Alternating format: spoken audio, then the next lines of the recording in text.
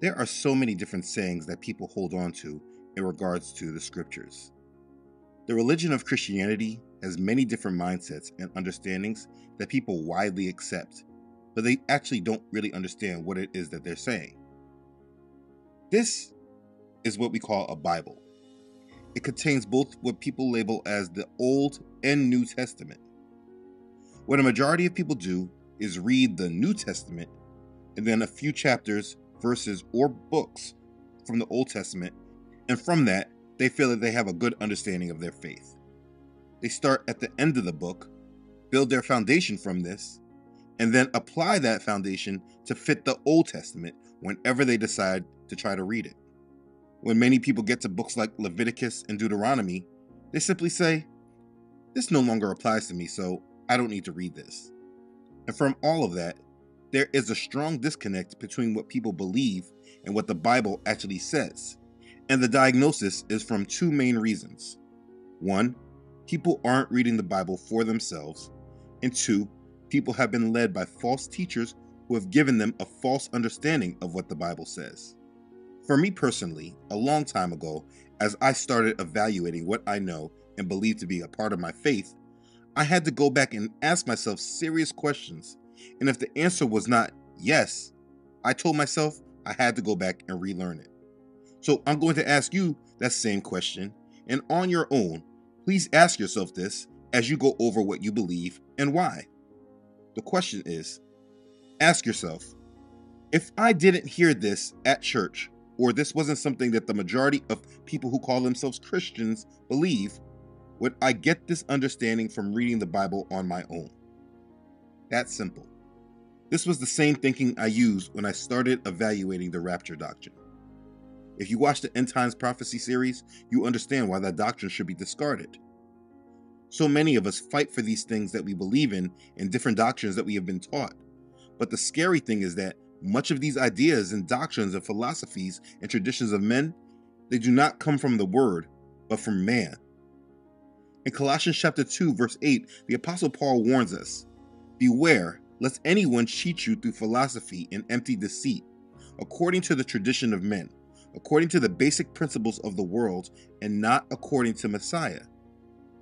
But the thing is that we have not taken that warning seriously, and the majority have been led astray by tares who use doctrines and philosophies of men as a basis for our faith. In these last days, we need to cancel all that out and strictly depend on the word. There are things that we can debate on. There are many secular topics that we may disagree on, but our faith is not something that should come with this.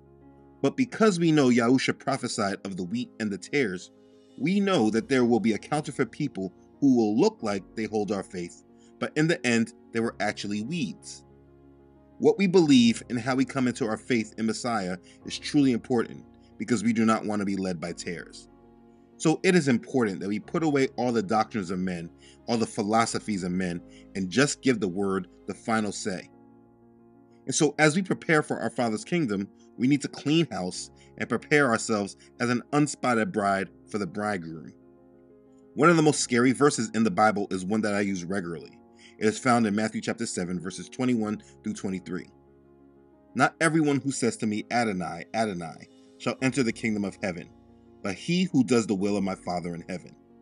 Many will say to me in that day, Adonai, Adonai, have we not prophesied in your name, cast out demons in your name, and done many wonders in your name? And then I will declare to them, I never knew you. Depart from me, you who practice lawlessness."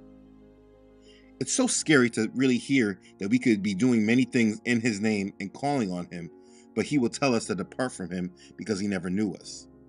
But I want you to think about it.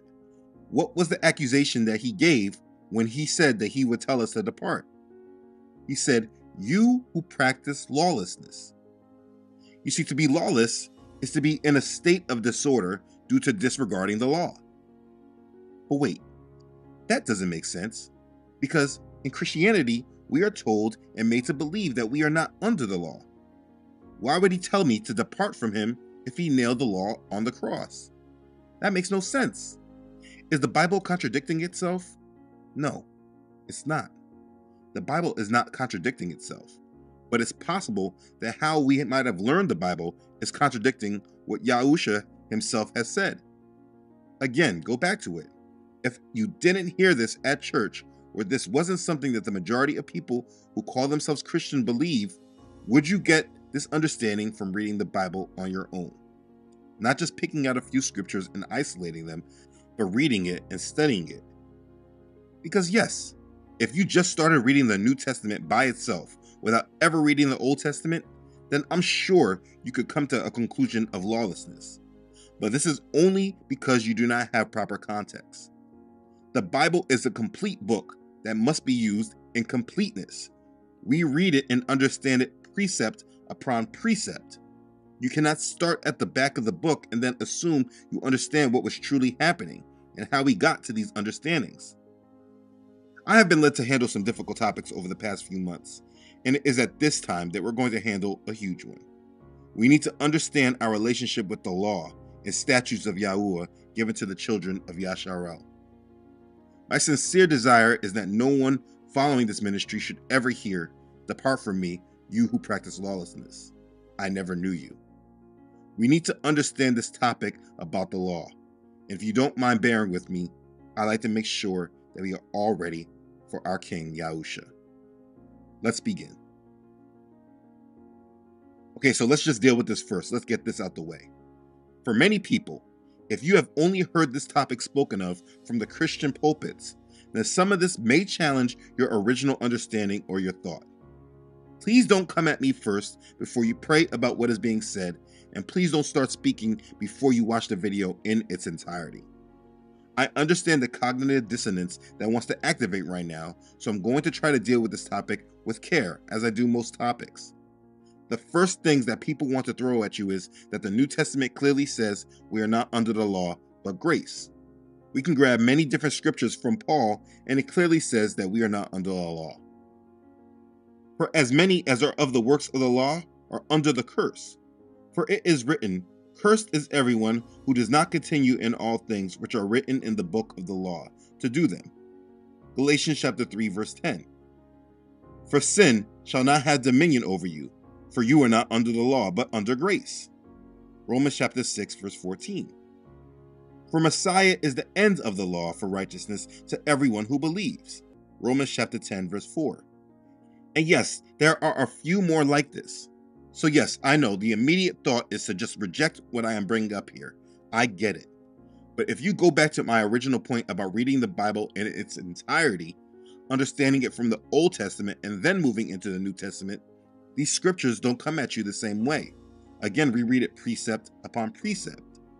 Especially when we know that the Apostle Paul himself kept the law.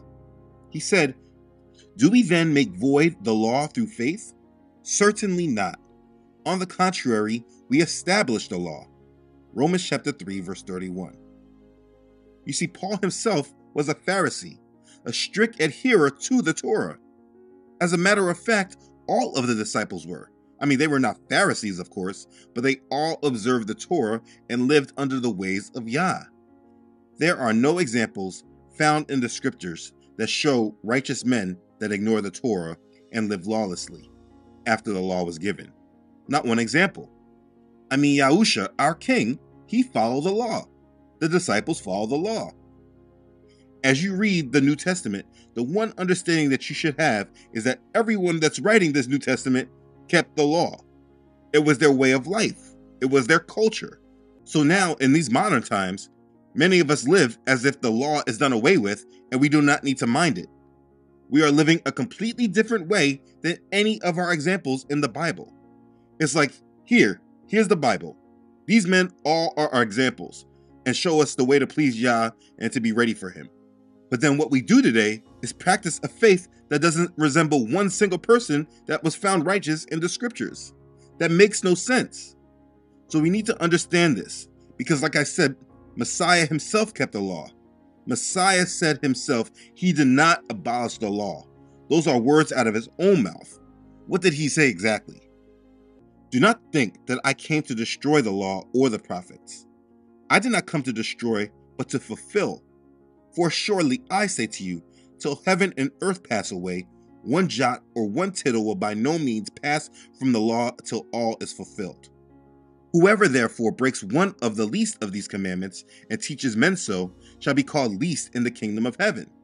But whoever does and teaches them, he shall be called great in the kingdom of heaven. For I say to you that unless your righteousness exceeds the righteousness of the scribes and Pharisees, you will by no means enter the kingdom of heaven. That's Matthew chapter 5, verses 17 through 20. So let's take that. Heaven and earth have not passed away, right? So not one jot or tittle has passed away from the law. He said, therefore, one who breaks the least of these commandments and teaches men so shall be called least in the kingdom. And then he also said that unless our righteousness exceeds the righteousness of the scribes and the Pharisees, we won't enter the kingdom of heaven. And you should understand that because the scribes and the Pharisees kept the law. They had a heart issue though. They just were justifying themselves before men, but they still kept the law. So if your righteousness doesn't exceed their way, then you got a problem on your hand. You really need to understand this. There is a big misunderstanding here if everyone believes that we are all able to live how we want to. In the last days, found in the book of Revelation, do you know who it is that Satan makes war with? Revelation chapter 12, verse 17 says, "And the dragon was enraged with the woman, and he went to make war with the rest of her offspring, who keep the commandments of Elohim and have the testimony of Yahusha the Messiah." Satan is against those who keep the commandments of Yah and have the testimony of Yahusha. Listen, it's not just those who have faith in Yahusha, but those who keep Yah's commandments as well. There's two parts to it. Keeping the commandments and having the testimony of faith in Yahusha. It says it very clearly there. But listen, let me make this clear because I know for some people you might be triggered right now because you've always heard that you're not under the law, so this is just new to you. So let me make this clear. It is not keeping the commandments that justifies us to Yahuah. Understand this clearly. We are not justified, nor do we receive salvation by keeping the law. So please hold those points about this until you understand. We are not justified by the law, but we're justified by faith. But understand, how can you show your faith if it's not through your works? Faith without works is dead. How can you show that you love him if you live in complete opposition to his ways? It's like saying, yes, I love Jesus, but I just have a problem with cheating on my wife every day. But you can't tell me that I don't love Jesus and that I'm not saved. Or people like, yes, I am saved by grace and my belief in Jesus, but I just got this problem with being a murderer. I kill people, but they deserve it, so it doesn't really matter. I believe in Jesus and I'm not under the law. Do you see the hypocrisy with that? Yahusha said, if you love me, keep my commandments. That's John chapter 14, verse 15. He said, he who has my commandments and keeps them, it is he who loves me. And he who loves me will be loved by my Father, and I will love him and manifest myself to him. John chapter 14, verse 21. So we need to understand this because it is crucial. But before we go any deeper, let's try to look at it from another angle. Let me ask you, do you know what Satanism is? Well, you're wrong if you feel that it is the worship of Satan. I mean, in the mainstream, that's not what they say. It's not worshiping Satan or the devil. That's not the main faith in Satanism as they claim. Satanism is lawlessness. Do as thou wilt is the whole law. It basically says, do what you want. That's the doctrine that they follow. And so then, if that's the doctrine of Satanism, what's the opposite? What is Yah's way? It's living according to the law of Yahuah. He has ways and statutes that he has commanded his children to obey and follow. When we live contrary to them, we live in lawlessness, which is in fact Satanism. A majority of the world live as Satanists, especially here in the United States. But people do not recognize it because it is not a doctrine or faith that is clarified in the minds. It's not taught clearly that, hey, everybody that lives this way is a Satanist. Satan just promoted lawlessness and pushed people away from following Yahuah. And yes, there is liberty through Messiah. But here's the problem. Those who preach liberty today in Messiah, they never grew up with an understanding of obedience to Yah's ways that allowed them to clearly understand how this liberty actually works. And all of this needs to be discussed. So before we go deeper into the law of Moses, we need to handle the commandments that Yahuah marked into stone. Because people love asking, well, do you keep all 613 commandments in the Torah? And they say this in a way as trying to speak against this topic. But the fact is that people can't even keep the 10 that Yahuah commanded Yasharel with. So let's discuss that, because this is highly important. This is what Yahusha is speaking about when he's speaking keeping his commandments. We'll go to Exodus chapter 19 and 20. Let's read. In the 3rd month, after the children of Yasharel had gone out of the land of Egypt, on the same day they came to the wilderness of Sinai, for they had departed from Rephidim, had come to the wilderness of Sinai, and camped in the wilderness. So Yasharel camped there before the mountain, and Moses went up to Elohim, and Yahuah called to him from the mountain, saying, Thus you shall say to the house of Jacob, and tell the children of Yasharel, You have seen what I did to the Egyptians, and how I bore you on eagle's wings, and brought you to myself. Now therefore, if you will indeed obey my voice, and keep my covenant, then you shall be a special treasure to me above all people. For all the earth is mine, and you shall be to me a kingdom of priests and a holy nation. These are the words which you shall speak to the children of Yasharel. So Moses came and called for the elders of the people, and laid before them all these words which Yahuah commanded him. Then all the people answered together and said, All that Yahuah has spoken, we will do. So Moses brought back the words of the people to Yahuah. And Yahuah said to Moses, Behold, I come to you in the thick cloud, that the people may hear when I speak with you, and believe you forever. So Moses told the words of the people to Yahuah. Then Yahuah said to Moses, Go to the people and consecrate them today and tomorrow, and let them wash their clothes, and let them be ready for the 3rd day. For on the 3rd day Yahuah will come down upon Mount Sinai in the sight of all the people. You shall set bounds for the people all around, saying, Take heed to yourselves that you do not go up to the mountain or touch its base. Whoever touches the mountain shall surely be put to death. Not a hand shall touch him, but he shall surely be stoned or shot with an arrow. Whether man or beast, he shall not live. When the trumpet sounds long, they shall come near the mountain. So Moses went down from the mountain to the people and sanctified the people, and they washed their clothes. And he said to the people, Be ready for the 3rd day. Do not come near your wives. Then it came to pass on the 3rd day, in the morning, that there were thunderings and lightnings and a thick cloud on the mountain. And the sound of the trumpet was very loud, so that all the people who were in the camp trembled. And Moses brought the people out of the camp to meet with Elohim, and they stood at the foot of the mountain. Now Mount Sinai was completely in smoke, because Yahuah descended upon it in fire. Its smoke ascended like the smoke of a furnace, and the whole mountain quaked greatly. And when the blast of the trumpet sounded long and became louder and louder, Moses spoke, and Elohim answered him by a voice. Then Yahuah came down upon Mount Sinai on the top of the mountain, and Yahuah called Moses to the top of the mountain, and Moses went up. And Yahuah said to Moses, Go down and warn the people, lest they break through to gaze at Yahuah, and many of them perish. Also, let the priests who come near Yahuah consecrate themselves, lest Yahuah break out against them.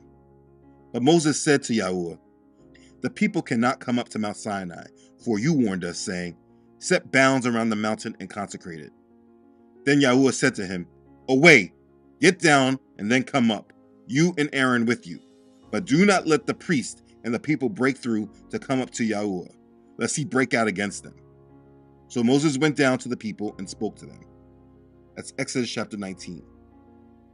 And Elohim spoke all these words, saying, I am Yahuah, your Elohim, who brought you out of the land of Egypt, out of the house of bondage.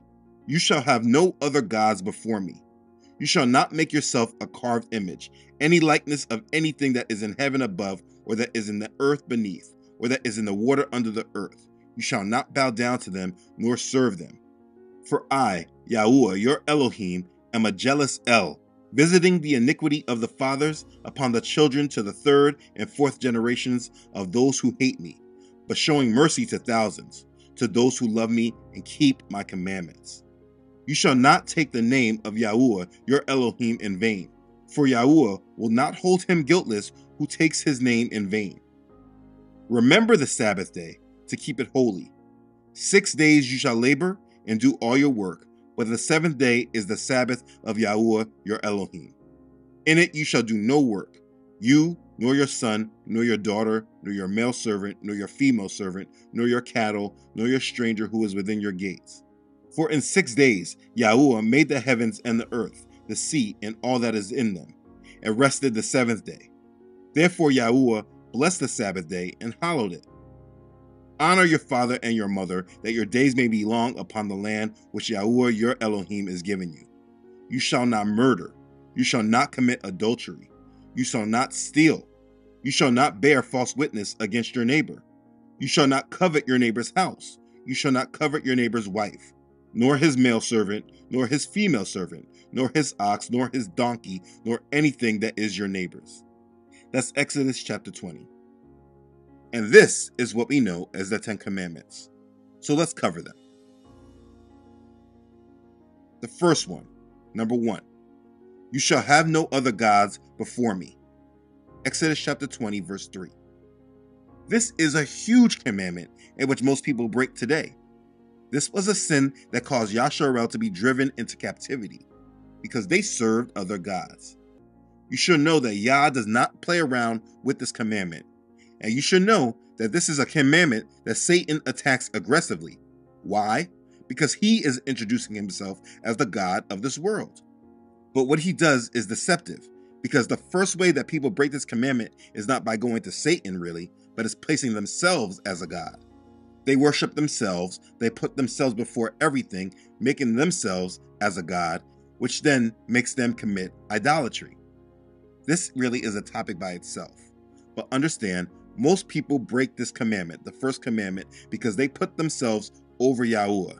They place their needs, their desires, their wants, their goals. They put everything in priority over him. And then later on, they just bring him in when they feel comfortable with it.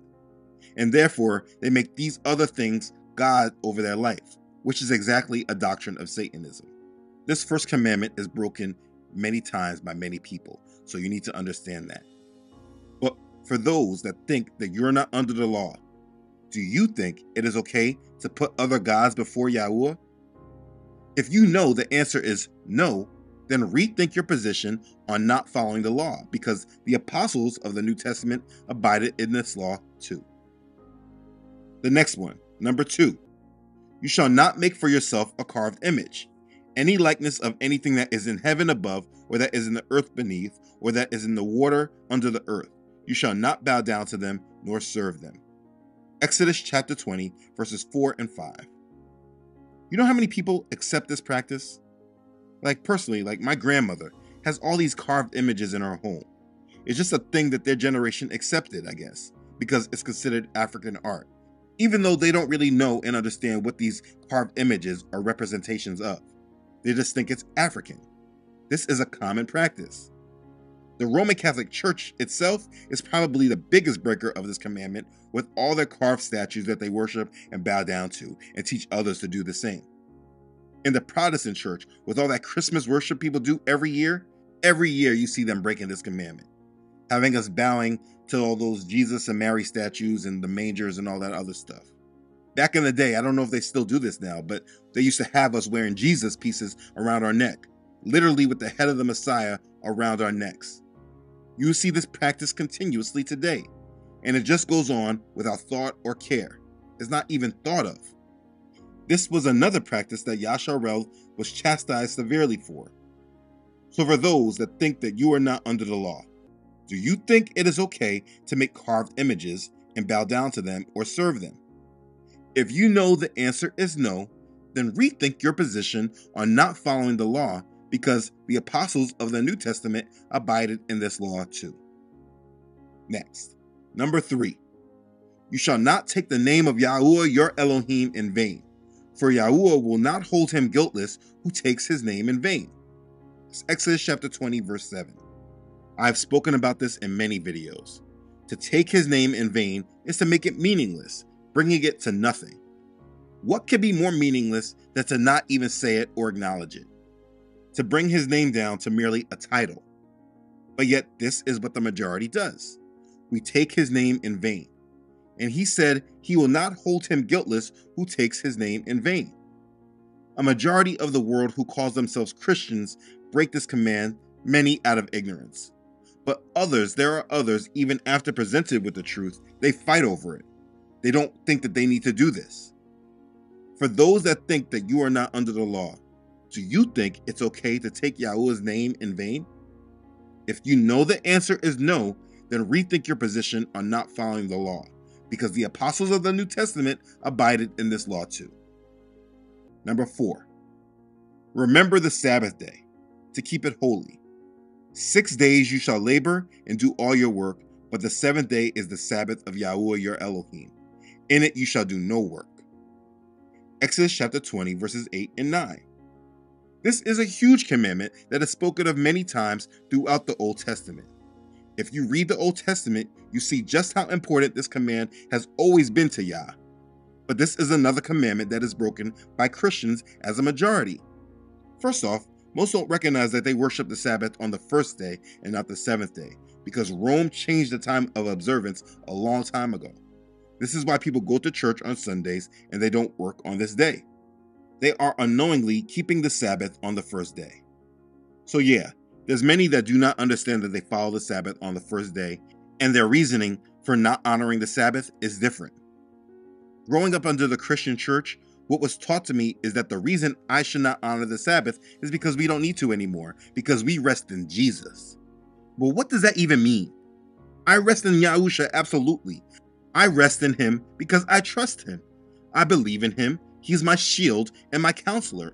Of course, I rest in him, and he is master.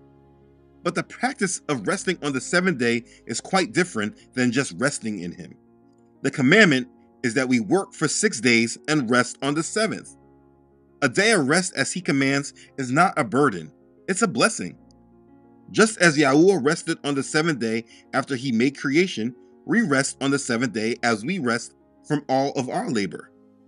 Yahusha himself followed this, so we follow him. And as you read the scriptures, particularly in the Old Testament, you will see that this was something that is near and dear to Yasharel. It's spoken many times in the scriptures, so you can see how important it is to Yah. But again, this is a commandment that most people feel is not even necessary to consider any longer. But this was to be as a sign of the people that were under a covenant with Yahuah. Why would we, who believe in him, do anything differently today? So for those that think you are not under the law, do you think it is okay to forget the Sabbath day? Well, in this one thing, I know many of you do, but you should reconsider it. If you know the answer is no, then rethink your position on not following the law, because the apostles of the New Testament abided in this law too. Next, number 5, honor your father and your mother, that your days may be long upon the land which Yahuah your Elohim is giving you. Exodus chapter 20, verse 12. This is an important commandment, and if it was held correctly, the world would be a better place, because we will follow and honor our parents, who coincidentally would honor their parents, and by doing this, if they were all in line with Yah and his ways, the obedience and following of Yah would go down and trickle down through our society and our culture. But because people break this commandment today and every day, anything goes for this generation. And the generations keep getting worse and worse. Now listen, Yahusha does provide more clarity on this, because we are not to follow our parents into rebellion and sin, obviously. We cannot honor them more than we honor him, and we cannot follow them into rebellion and idolatry. This is something I struggled with for a long period of time, because I always wanted to stay in line with my parents. But they did not desire Yah in the same way, and so I had to make a decision to follow after Yahusha more than I followed their ways, because I was not going to be led into sin and rebellion because of them. But for those of us who have parents who follow Yah and are led by him and are in a covenant with him, honoring our parents should be an easy command to follow. How can you say you love Yah as your father and you can't even honor your own parents? For those that think you are not under the law, do you think it is okay to dishonor your father and your mother? But if you know the answer is no, then rethink your position on not following the law, because the apostles of the New Testament abided in this law too. Next, number 6, you shall not murder. Exodus chapter 20, verse 13. This should be a simple one. Do not go around killing people. People often confuse this with what the Israelites had to do as they were commanded to go into their promised land. This was a commandment amongst them as a people. If they were living amongst each other in peace, if they were able to kill someone because of offense, then problems would never get handled. This still holds true to this day. We cannot go around killing people because they wronged us. This should be an easy commandment to keep and understand why. Now, according to the Torah, Yasharel did have their own way of dealing with people that broke the Torah and were rebellious, and that is a different discussion altogether.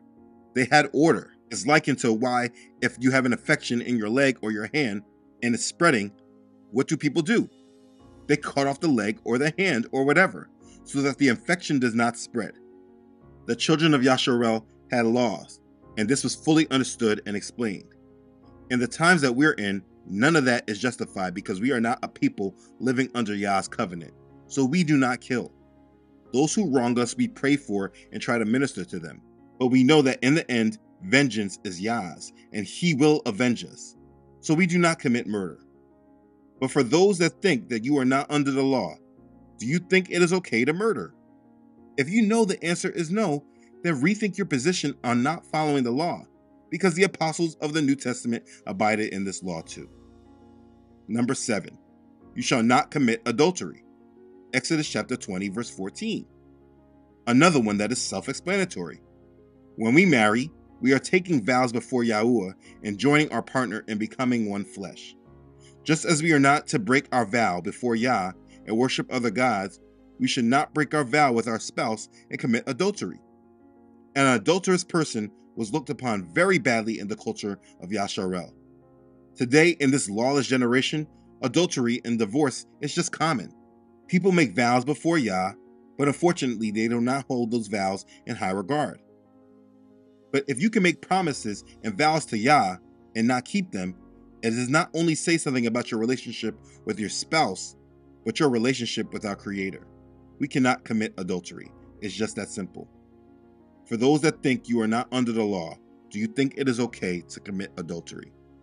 If you know the answer is no, then rethink your position on not following the law, because the apostles of the New Testament abided in this law too.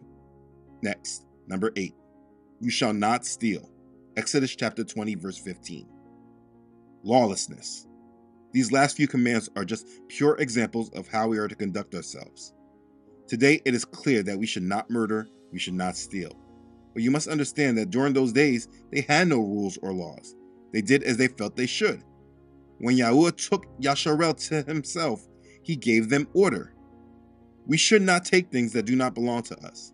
I don't think I need to dwell on this because this is one thing that most people understand. The only question is, do you understand this because you follow the rules of Yah or because you're following the rules of this land?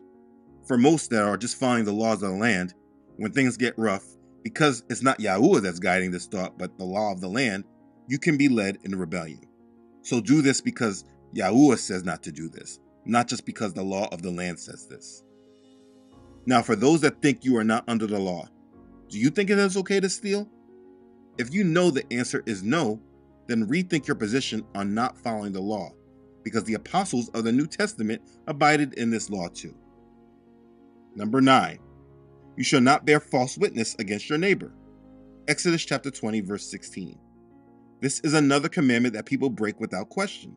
People will tell a lie about someone else for many different reasons, and many people do not feel any kind of way about it. People lie under oath. They lie to get their own selves out of trouble. They lie to protect others. They lie to elevate themselves over another. This right here is a common commandment that people break today, bearing false witness against their neighbor. But if we are following Yah, it should be easy to see why we should not engage in this type of behavior.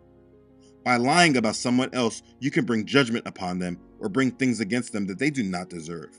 And that is just not right to do. For those that think that you are not under the law, do you think it is okay to bear false witness against your neighbor?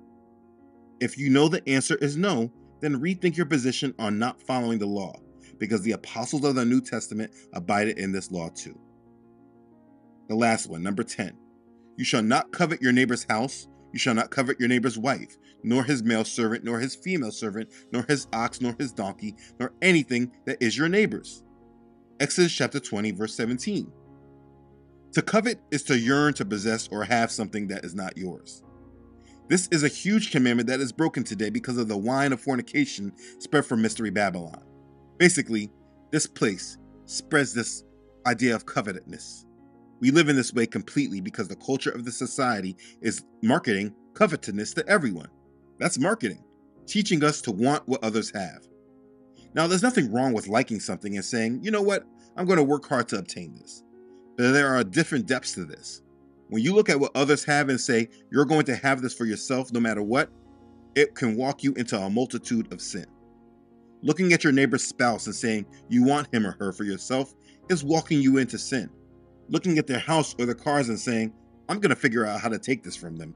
This is walking you into sin. If it's not yours, then don't dwell on it. If Yah desires to bless you with it, then he will.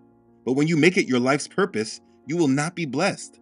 Many people do not realize that the reason why they are not blessed with certain things is because they are covetous, and Yah does not want to bless them because he knows this will drive them deeper into sin like idolatry. This is a commandment that is broken more often than it's not, but people don't recognize it because it is our way today. And again, people don't think about his commandments. We cannot be this way. But unfortunately, people live in rejection of his commands far too much. For those that think you are not under the law, do you think it is okay to covet what belongs to your brother or your sister? If you know the answer is no, then rethink your position on not following the law, because the apostles of the New Testament abided in this law too. You see, these are Yah's commandments, and these things should not be a burden for us to live under or follow. But for some reason, people speak against this as if those who desire to adhere to these commands, that they're being legalistic or just extra religious. And they say the only law that they're to follow is love. They misuse what Yahusha has said about the law, and they use his words as a reason to live in disobedience to him. And so before we end this part of the discussion, let's cover this, because I think if we clarify this, this will help all of us with understanding how we place the law in our lives. We go to Matthew chapter 22, verses 34 through 40. But when the Pharisees heard that he had silenced the Sadducees, they gathered together. Then one of them, a lawyer, asked him a question, testing him and saying, Teacher, which is the great commandment in the law? Yahusha said to him, You shall love Yahuah your Elohim with all your heart, with all your soul, and with all your mind. This is the first and great commandment. And the second is like it. You shall love your neighbor as yourself. On these two commandments hang all the law and the prophets. And do you know that this is unfortunately what people use to justify lawlessness and breaking the commandments that we just read and went through? This is a main doctrine of Christianity, and it teaches that Yahusha replaced the entirety of the commands when he gave this answer, when he was asked about what was the most important command. Basically, they say that love replaced all the commandments given by Yah. But that is not what Yahusha was saying at all. And if you recognize what this difference is, I think a light bulb might go off and show you how false that doctrine is. Yahusha said the first and greatest commandment is to love Yahuah your Elohim with all your heart, with all our soul, and with all our mind. Then he said, love our neighbor as ourselves. And on those two commandments hang all the law and the prophets. But do you know what he did there? He broke up these 10 commandments and broke them down into the most simplistic understanding. To love Yahuah our Elohim with all our heart, all of our soul, all of our mind, is to follow the first commandment to not put other gods before him. It's to follow the second commandment and not make any carved images and bow down to them as the lawless pagan nations did their gods. It's to follow the third commandment and not take his name in vain, making it meaningless. It's to honor the fourth commandment to remember the Sabbath day. It's to honor the fifth commandment to honor our mothers and our fathers who Yahuah gave us. And then the second, which is like it, is to love our neighbors as ourselves. And to do that, we honor the sixth commandment, which is not to commit murder. We follow the seventh commandment and not committing adultery. We follow the 8th commandment and not stealing from our neighbor. We follow the 9th commandment and not bearing false witness on our neighbor. And lastly, we follow the 10th commandment, not coveting what belongs to our neighbor. Yahusha very plainly summed up the commandments into 2, loving Yahuah with all our heart, mind, and soul, and then loving our neighbors as we love ourselves. And this is the summation of it all. But if we live in the commands as Yahuah has commanded us, we live in love of him and our neighbor, and thus we live as he commands us. This is what Yahusha was saying when he spoke of love. This is pure obedience to the will of Yah. And if you understand this, you understand the beauty of the law. So imagine trying to justify disobedience to the law after Yahusha summed it up so beautifully. It comes down to love, and the word shows us how we can do this properly.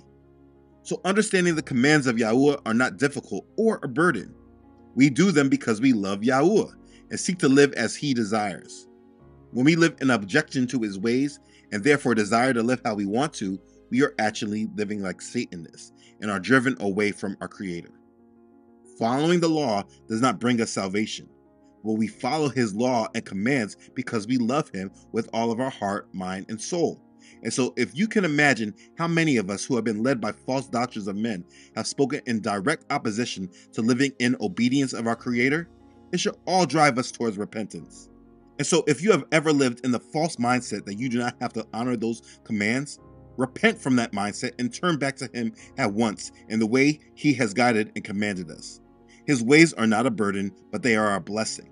And we have Messiah that provides forgiveness of our mistakes and our sins, not so that we can abuse his grace and live lawlessly, but that we are able to live in the forgiveness Yah grants us so that we can continue to strive to live the way he desires until his kingdom comes. There is much more to this discussion, but this understanding is the foundation. And if you have never heard another message, I think you have the clarity needed in order to continue to live as Yah commands and desires. So live a life in obedience to the Most High, loving him with all your heart, mind, and soul, and loving your neighbor as you love yourself. Live a life that is how the Most High desires, and not one that Satan has subtly promoted. The choice is yours, but those who live in lawlessness do not know Messiah. So I want you to live with this clearly in your mind and understanding. Today, all of us must be proper representatives of our faith, and let us all do this by being the ones in the world who keep the commandments of Yahuah and have the testimony of Yahusha. Let us be the set-apart ones who keep the commandments and live in obedience to the Most High. Be blessed. Hallelujah. Praise Yah. Okay, thanks again for watching. If this has blessed you, please make sure to like it and share it with others. If you haven't done so already, please make sure you subscribe to this channel. Yah willing, I upload every Friday. Please don't forget to follow this ministry on Facebook and Instagram, as well as on my website, truthunedited.com. If for any reason you do not see this channel any longer, because of all these new rules and everything, you can always find this ministry on truthunedited.com. Please make sure you subscribe to the email list to always stay connected. Please continue to pray for this ministry. Your prayers and support are sincerely appreciated. As always, thank you to those who have donated to this ministry. Your support is a true blessing. I'm always humbled by your support, and I'm very thankful for you. Thank you. Okay, thanks again everyone for watching. I love you all.